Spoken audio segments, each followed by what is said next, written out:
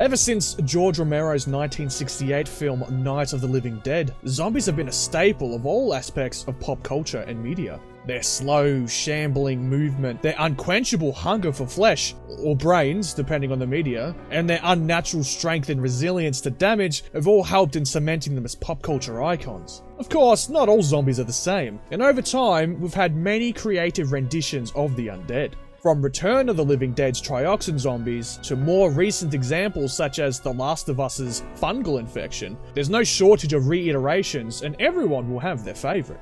The first game to really bring zombies into the spotlight for video games was Resident Evil. Ever since that first head turn, these shambling corpses have been a favourite for everyone to combat and slay. They were the traditional kind of rotting fellow. They walked slowly, arms outstretched, waiting for anyone stupid enough to stumble into their path so they could get a quick bite. They also took a fair amount of damage, that is, until you got more powerful weapons such as the shotgun. They are your stereotypical zombies. At least they seem to be. You see, there's one aspect about them that is utterly terrifying, and one that not a lot of people know. We all know death. We've all been affected by it. It's an overwhelming umbrella that looms over us, eventually taking us whether we like it or not, whether we are ready or not. We all have a finite time on this planet, so we all try to fill that time with whatever makes us happy and content. Video games, content creation, working in an underground lab on a virus that would render us incapable of a proper death.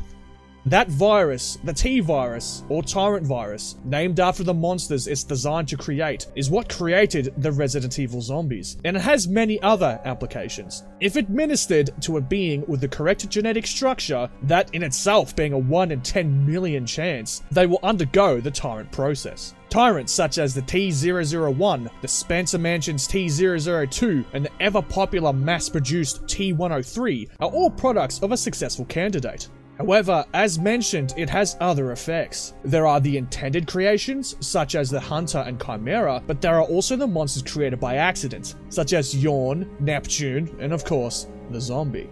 We call these zombies many things in pop culture. Zeds, Shamblers, Walkers, but the most common alternative name is undead. This term, like the name suggests, means a being that has died and somehow reanimated and come back to life, now haunting the land of the living. And the T-virus zombies get called undead all the time, by both fans and the games themselves. However, that's the thing. You see, these zombies never came back to life, because they never died in the first place.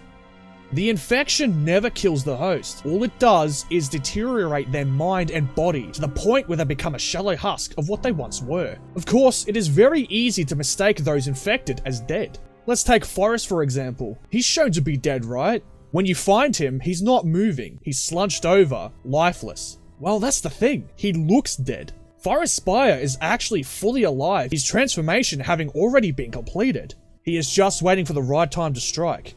That time being when Jill or Chris arrive. Marvin is another man who transforms.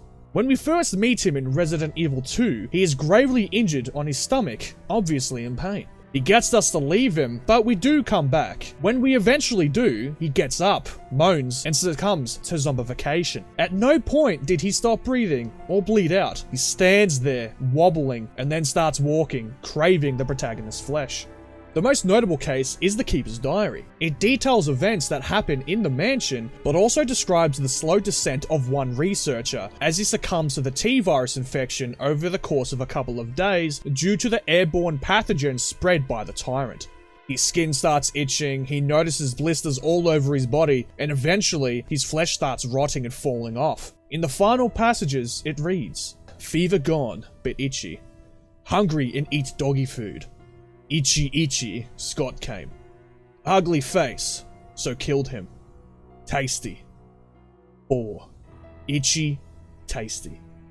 His final transformation, the zombie. This entire file describes the slow descent into the unintended BOW that the virus creates, and also shows, at that last passage, that these infected don't die at any point during the transformation, and can in fact comprehend such tasks as reading and writing. So imagine sitting there at your job, just doing your daily tasks and whatnot, the clock continuing down to your eventual shift end.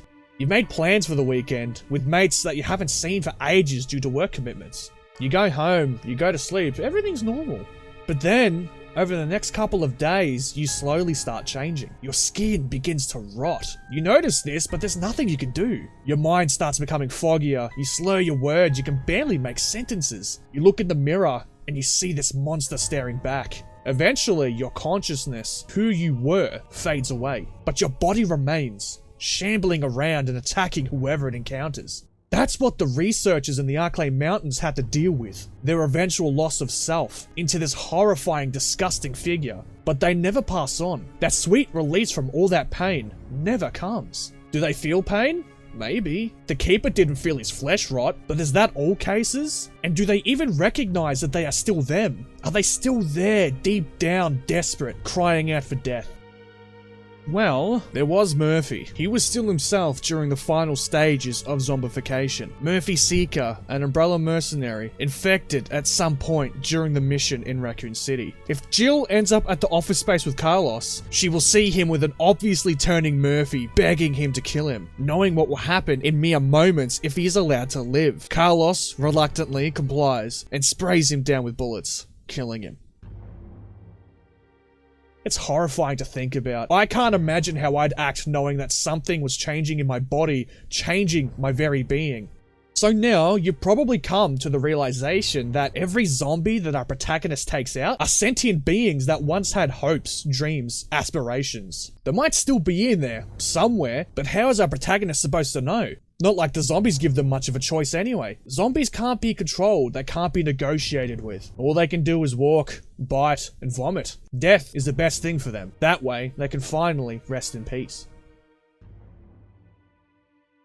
Now, on the positive side, it is indeed possible to avoid becoming a walking husk. There are multiple options. One such option is to, well, die.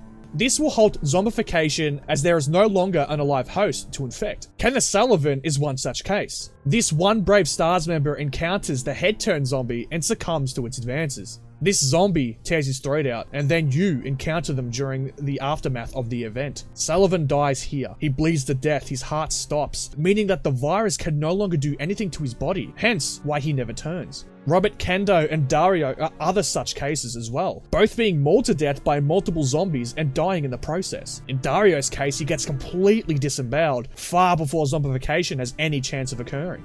The other way to avoid this terrible fate is the vaccine. There were T-virus vaccines made to combat its effects. There was one team that was tasked with creating them, and they succeeded. Some were created and stored in the Raccoon City Hospital, and if administered to an infected individual, it would eradicate the T-virus from the body, thus curing the infection. However, they only worked on recently infected individuals, such as Jill Valentine, and they would not work on those nearing the end of the process.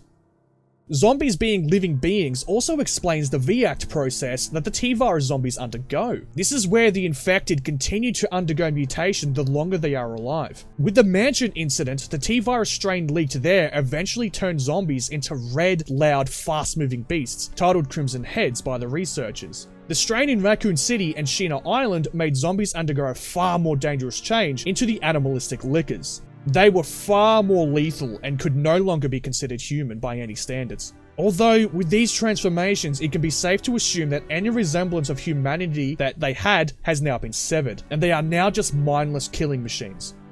At this point, they might as well just be classified as dead.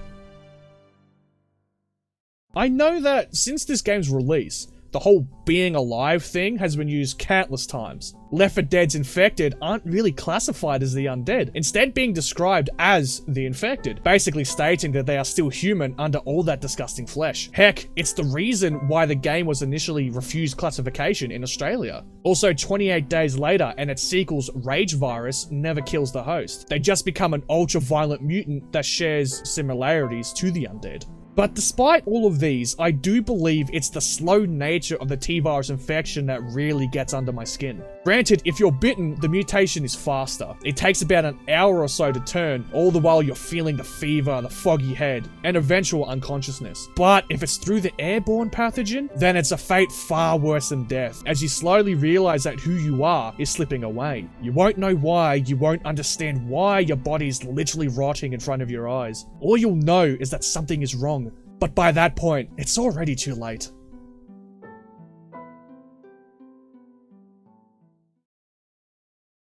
but also describes the slow descent of one such researcher, as he succumbs to the fucking woo! As he also describes the slow descent of one such research. Fuck.